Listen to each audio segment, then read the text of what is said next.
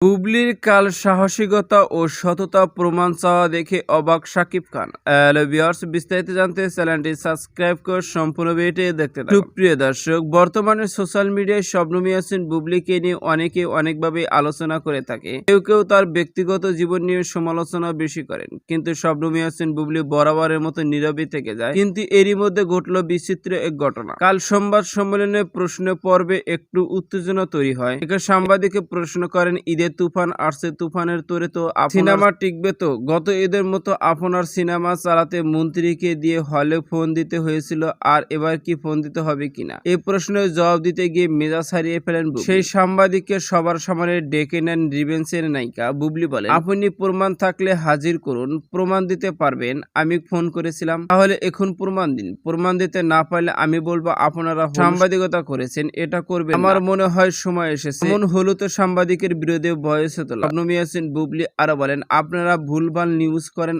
আমাকে নিয়ে, আর অপরাধ বানিয়ে ফেলেন আমাকে।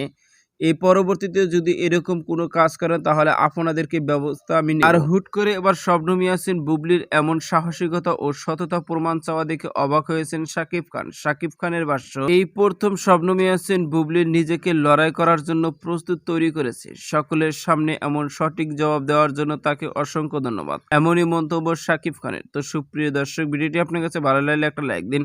নিত্য নতুন ভিডিও আপডেট পেতে চ্যানেলটি সাবস্ক্রাইব করুন। অসংখ্য ধন্যবাদ। পুরো ভিডিও